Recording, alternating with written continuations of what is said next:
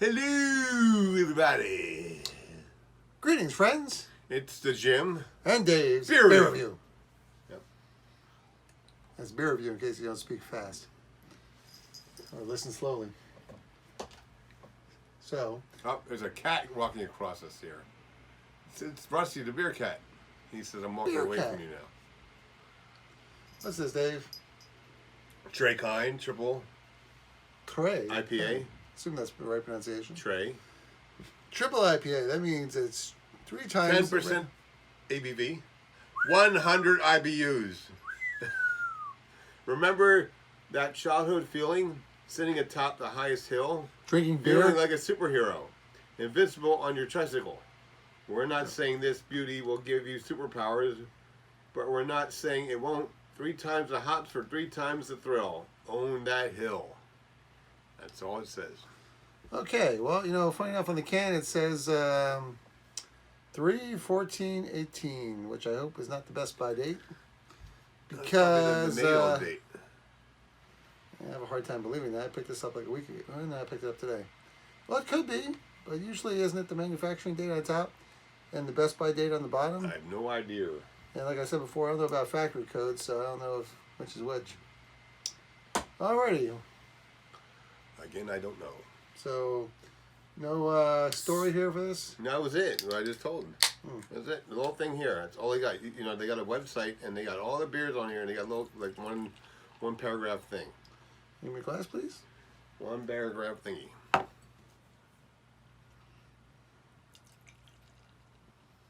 Guy's a stoner. Who, the brewer? No, the Majestic Imperial Stout. I like that. The Iron Smoke Barrel Aged Scotch Ale. So this was $4.50 for 1 can. You got a lot of high ABVs for this company here. Well, even if the 18th was the best by date, usually a 10% ABV will give it some preservative qualities. Hold on. What? It will hold on. I'm saying hold on its value. I mean, you want me to hold on. I'm like, hold on, Jim. We only got 15 minutes for this YouTube video. We can't hold on forever. Baltic Porter, 10.4 ABV. There you go. Split. All right, let's focus on the beer at hand, my friend. I'm just looking at different beers. Well, it's a little hazy. Whoa. Decent head on it. It's almost a 2-finger for half a pour. That's what she said. Decent finger. Smells tropical, West Coast style, I believe. Oh, I almost got cigar smoke in that scent. Cigar smoke? Hey, go right in the middle. No. No? Sorry. What is it? Last time I smoked cigars at your house. And I don't remember that. Your son. Well, it's tropical. It strikes me as being a West Coast smelling IPA. I like the Cheers. flavor. Cheers. Cheers, people.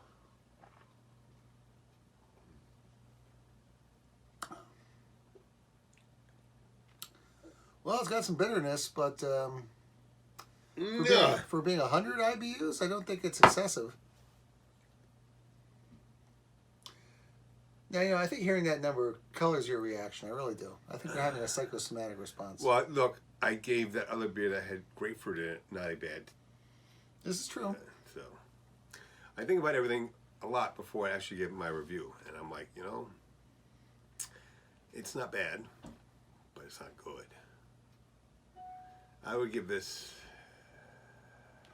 10% ABV. And anything that's over 7%, I usually just drink because of the high alcohol content, because I'm a drunkard. But Well, at least you're in touch with that. I own my drunkenness. Right. I only do it at home. I don't drive, so I'm good. 6.5. Yeah, 6.5. Without all the IBUs, I might give it a 7. Or 7.25. Well, I think if someone is a hop head, they'll really like this a lot. Hophead? Well, being a triple and being an IPA, it is absolutely hop forward, which, as descriptions go, is a little bit of a cop-out. However, in this case, certainly accurate. So, yeah, very West Coast-ish. Tropical notes, a little bit of citrus. Now, what's the difference between East Coast and West Coast? Is that like Biggie and Tupac? Exactly. Ah. One skinny guy and one fat guy. So which is the one from the West? Oh, that was Biggie was the West Coast guy. And, So this is the... no, I'm sorry. Biggie was the East Coast guy, and Tupac was the West Coast guy. That's okay. right. So just in case Dave doesn't know what I was talking about, I'll preface by saying I don't know. This is the Tupac of West Coast. Because I've been watching this show called Biggie and Tupac. They're both dead now. No, they have this show on right now, American Stories or something. It's like about Biggie and Tupac right now. It's on TNT or something like that. Anyway, Sounds dynamite. It's got the husband of the Fergie chick, from Black Eyed Peas in it. He's husband of the Fergie chick from Black Eyed Peas. Yeah, he was also in the Transformers. He was one of the military guys. Anyway, there you go. That's fantastic. No, I'm not going there tonight. Don't go there. Well, anyway, just to wrap up this review with this particular beer. So yeah, again, Giant Panda Dub Style IPA. I want some of that now. Yeah. You ever look at a beer menu and say, okay? That's what I do all the time. Unless it's Budweiser or something like that. I'm like, Bush. Bush. You know what that's like? That's when you go to the bathroom. Bush. Okay, no Bush for me. We never reviewed that, though. We should review it for you guys. Absolutely. Well, I gotta say, for something that's 100 IBUs, I don't find the bitterness to be all that lingering. I've had less IBUs that were more lingering bitterness, which I don't always necessarily like. What we should do? Finish this beer review? Yeah, but I'm talking about something else here. We should get together and have we get a case of beer with like one Miller, one Genesee Cream, one Bush, one, like all those small beers, like regular Miller, 12 horse, all those small macro beers. Come on, people now. And just try grab one after the other. Grab macro beers. Come together right now. No, absolutely. Well, that's actually somebody who we've met over at the Camp Russia Beer Outlet. He always says that when he does a beer tasting, he'll get beers like that and others and give it just blind to everybody. And what's... How do you like this? Oh, I like this a lot. That's Budweiser. Right? Something like that. I can't believe I drank that. That's paraphrasing it, but yeah, there's been similar stuff like that. So when you don't have your biases against a certain beer present, you can actually probably enjoy it a lot more. What do you like, Pepsi or Coke? I tend to be a Pepsi guy. I like more creaminess than the Coke. But that's just me. Well, it's funny, somebody was recommending Ham as being a good macro beer for 50 cents a can, and somebody bought it, and then they were just like, yeah, I wish I didn't buy this. So I was about to buy some myself, and now I'm like reading that, I'm like, yeah, no, I don't think I'm going to get into that. I mean, it was called the best one out of 50 macro beers, but that's not saying too much. Oh, no, now that you've stopped making your beers that you give out, I haven't stopped. They're just all aging. I know, exactly. I'm saying the ones that you don't give out. Because you gave me like, I don't know, 3 or 4 cases of beer in the span of like 3 months. And I was like, I didn't have to buy any beer for a regular day drinking beer. So now I drink Black and Tan. Well, if I knew then what I knew now, they would have been better beers. They were good beers. They were drinking beers. Well, no, not necessarily. See, the thing is that one of the things I've learned is that when you're brewing beer, you read the instructions. And the instruction says, okay, after 2 weeks, put in the secondary fermenter. After 2 weeks, you can bottle it. Well, that's a generalization, but there are a lot of things that affect fermentation. The viability and health of the yeast, the temperature that they're being brewed at, the quality of your water, and the freshness of the ingredients all can contribute to how quickly the yeast can convert the sugars into alcohol.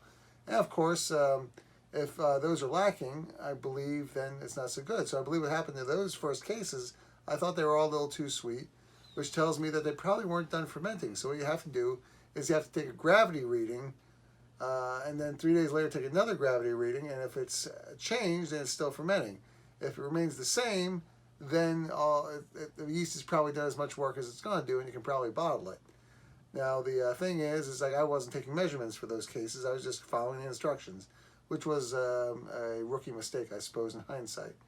So I think if we left those beers go a little bit longer, or perhaps got a healthier yeast, they probably would have been a little less sweet and more like the styles I was trying to come up with. So those were... That is a mouthful, people. So what was your number for this? I didn't give one yet. Well, we're at 10 minutes. Let's get her done. Get her. Did I give a number for this? I think you did, but I want to see if you come up with it again. Here, taste it. 6.5. I believe that's what you said before. Ah, see? I'm consistent. I'm going to give it an 8. I think it's excellent IPA. I admire the fact that despite 100 IBUs, the bitterness is not, it lingers, but is not an ugly lingering, for want of a better adjective. I like the West Coast style. I think this is a perfect example of it. The fact it's 10% is amazing to me. I suppose that's what makes it a triple. And, you know, I would buy this beer. Yeah, like I said, I don't really like the IBUs being 100, but It's just a number. It doesn't always affect taste. Just a scientific gee, I measure. guess if you're eating shit and you know it's shit, you might think it's good then, right? Yeah, well, I would call that Brussels sprouts. Hey, I didn't like Brussels sprouts. I always put them in, like, I had a napkin next to me okay, put the Brussels sprouts down there and put in my pocket, walk out. Well, you know, I tried to fool my mom once. I believe I walked away with my plate upstairs. I'm going to eat this in my room. Next thing you do is you hear the toilet flushing, and I come down with an empty plate. She's like, "Did you flush that down the toilet?" I was like, "What makes you say that?" Stupid kids. Carson tries to pull stuff like that on me, and I'm just like, dude. He is not so, I'm sorry, he's a great kid, but he's not so secretive, you know. Well, he tries to can't be. be. I like He's when not Carson slick. comes. He tries to be a ninja. He like jumps behind like a tree, and since he's a bigger boned kid, you know, the sides of him are sticking out the tree. I'm just like, I Sorry. gotta let him read my ninja book.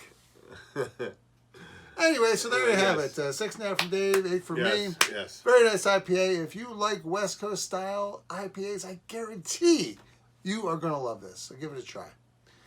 Now, to be responsible, we give out the Surgeon General's warning, which generally states that women who are pregnant should not drink alcoholic beverages due to the risk of birth defects. Yes. You don't want that. Bad. Don't smoke, don't drink when you're pregnant, please. Don't do that. That's bad. Now, it seems like everybody should know this, but you shouldn't drink alcoholic beverages if you're operating heavy machinery or, obviously, driving a car, which is technically machinery. That's a machinery. And, of course, too much drinking can cause health problems. So drink responsibly. Yes. And the reason we try all these different beers is we believe that you, our viewer, should drink great beers. And have a good life to your friends if you're a friend, you know. We like to think of you as our friends, so the way to prove that back to us is to subscribe to our channel. Give us a thumbs up, thumbs down. And hey, comment if you've tried this. We'd like to hear from you on what you think about it. Yes. And if you disagree or agree with us. Yes. So there you have it. Until next time, this is Jim and Dave Beer Review. Yes. Signing off. Siren hour. Until next time. Okay. Same beer time. Same beer channel. You guys are from Batman. Boy, isn't it cool when we say stuff at the same time? It's like we planned that. Hey, we were like Batman fans, you know. Yep.